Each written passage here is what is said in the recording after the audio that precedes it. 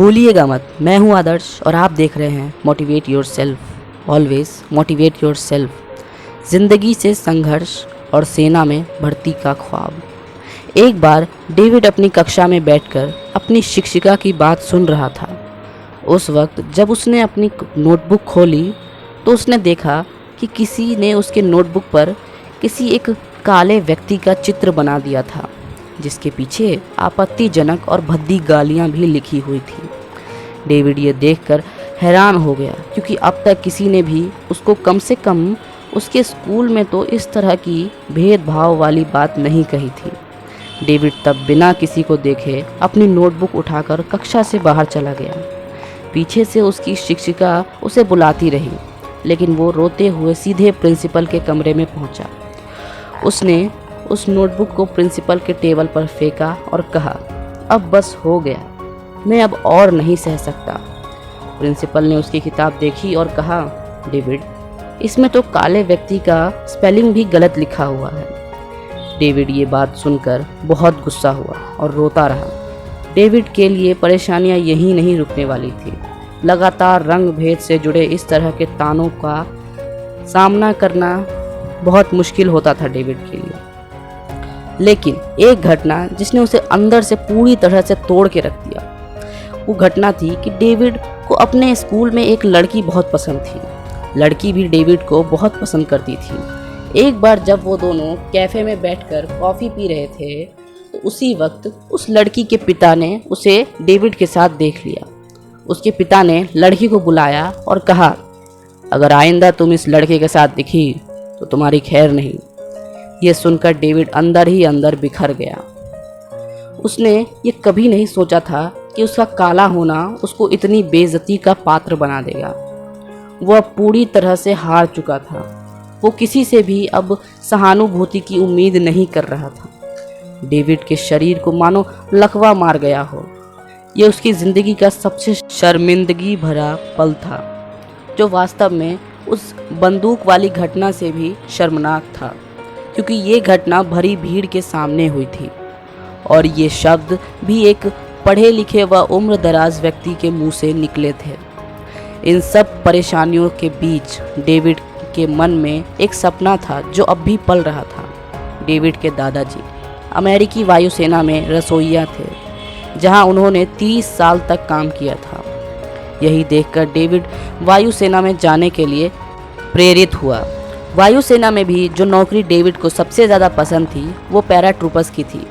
Paratroopers वो लोग होते हैं जो वायुयान से पैराशूट की मदद से कूदकर पायलट और सेना के जवानों की जान बचाते हैं। डेविड ने इस बारे में और जानकारी प्राप्त करने के लिए एक सप्ताह के लिए एक कोर्स में दाखिला ले लिया। वहाँ उसने एक पैराट्रूपर स्कॉट गैरन का भाषण सुना। अपनी ट्रेनिंग के दौरान की कहानी सुनाते हुए स्कॉट ने बताया कि कैसे उन्हें 13,000 फीट की ऊंचाई से कूदना पड़ा था। एक दिन जैसे ही वो कूदे तो कुछ तकनीकी खराबी के कारण उसका पैराशूट ठीक से नहीं खुला और उसके साथी के पैराशूट के साथ उलझ गया। इसके कारण वो दोनों ठीक से लैंड नहीं कर पाए। जल्द ही स्कॉट ज़मीन पर गिर गया और वो लुढ़कता ही गया। सब ने सोचा कि स्कॉट की मौत हो गई है, लेकिन उस समय उसमें थोड़ी जान बाकी थी। स्कॉट को बेहोशी की हालत में अस्पताल ले जाया गया, जहां उसके दिल ने 2 बार धड़कना बंद कर दिया, लेकिन डॉक्टरों के प्रयास ने उसे फिर से जिंदा कर दिया। उसने अपने सारे बुरे हालातों को पार करके खुद को फिर से पैराट्रूपर्स में शामिल किया। डेविड ये कहानी से बहुत प्रभावित हुआ। उसने देखा कि कैसे एक असंभव कार्य को स्कॉट ने संभव किया। अपने ऊपर आई हर परेशानियों को सहने के बाद डेविड को आखिरकार अपनी ज़िंदगी का मकसद मिल चुका था। डेविड ये सोच चुका था कि अब उसे किस रास्ते पर चलना है। इसके बाद डेविड ने बास्केटबॉल के खेल में बेहतरीन प्रदर्शन करना शुरू कर दिया, जिससे कम से कम वो अपने स्कूल के बच्चों के सामने अपनी कुछ प्रतिष्ठा बना सके और उसका मनोबल भी बढ़ा रहे। हालांकि वो पढ़ाई में अब भी पहले जितना ही कमज़ोर था और वो परीक्षाओं में धोखाधड़ी करके ही पास हुआ करता था, लेकिन सेना में जाने का मतलब था अनुशासन, जिससे डेविड अब भी काफ़ी दूर था, मगर उसके जीवन में 2 घटनाएं ऐसी घटी जिसने डेविड को बदलने के लिए काफ़ी प्रोत्साहित किया। पहली घटना तब हुई जब डेविड सेना में दाखिल होने वाली एक परीक्षा में फ़ेल हो गया। डेविड उस परीक्षा में अपनी तरफ से जितनी तैयारी कर सकता था वो करके गया था। उसने यही सोचा था कि स्कूल की तरह इस परीक्षा में भी वो नकल कर लेगा, लेकिन ये परीक्षा अलग थी। डेविड के आसपास जो बच्चे बैठे थे वो एक अलग विषय का परीक्षा दे रहे थे, इसलिए डेविड के पास कोई भी ऐसा विकल्प नहीं था जिससे वो नकल कर पाए। डेविड उस परीक्षा में 99 में से केवल 20 अंक ही प्राप्त कर पाया, जो सेना में भर्ती होने के लिए 36 अंकों से बहुत कम थे। इस घटना ने डेविड को काफ़ी उदास तो किया ही, मगर साथ ही साथ इसने डेविड को ये भी एहसास दिलाया कि उसे अपने आप को बदलने की कितनी ज़रूरत है। उसकी जीवन की दूसरी घटना उसकी माँ जैकी से जुड़ी थी। डेविड की माँ जैकी जब भी डेविड को कुछ बताती तो डेविड उसे सुनने से साफ इनकार कर देता। डेविड लगातार कॉलेज छोड़कर अपने दोस्तों के साथ घर पर बैठा रहता था। उसकी ज़िंदगी का अब कोई भी उद्देश्य नहीं था।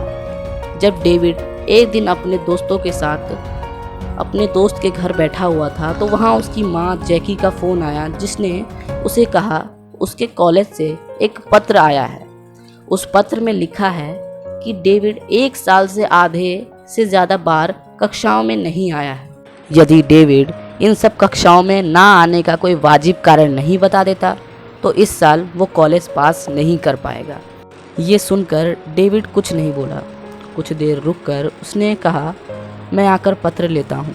थोड़ी देर बाद जब वो अपने माँ के पास गया तो उसकी माँ ने उसे कुछ नहीं कहा और उसे बस एक सैंडविच बनाकर दे दिया।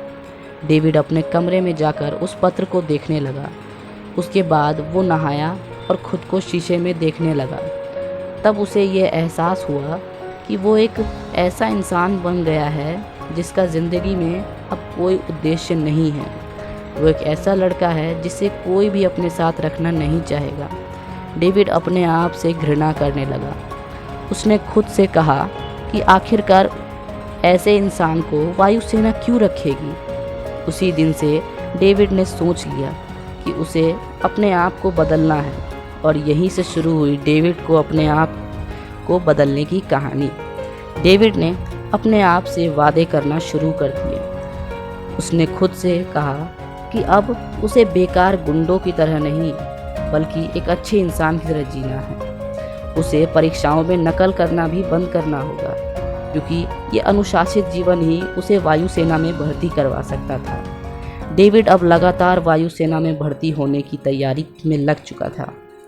वो हर दिन भागता, जिम जाता और पढ़ाई भी मन लगाकर करता। धीरे धीरे उसकी माँ को ये एहसास हो गया कि डेविड इस बार वायुसेना में भर्ती होने के लिए काफ़ी गंभीर है। धीरे धीरे डेविड हर चीज़ में बेहतर करने लगा।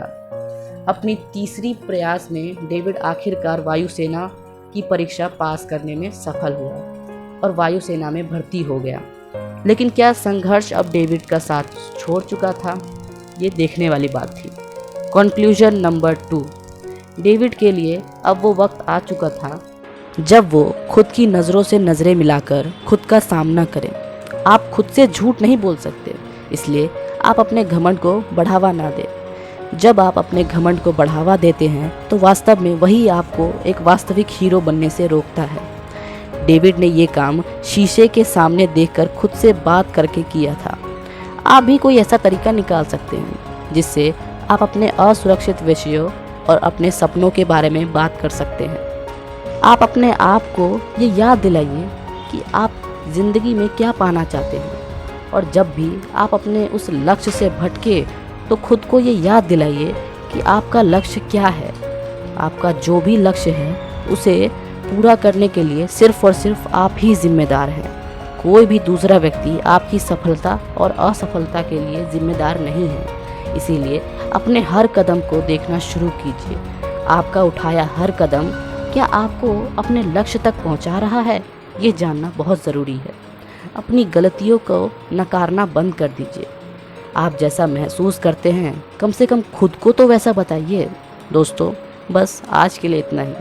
आगे की कहानी जानने के लिए प्लीज़ हमारा चैनल सब्सक्राइब कर लीजिए और मैं आपको मिलता हूँ कल। तो भूलिएगा मत, मैं हूँ आदर्श और आप देख रहे हैं motivate your self, always motivate your self.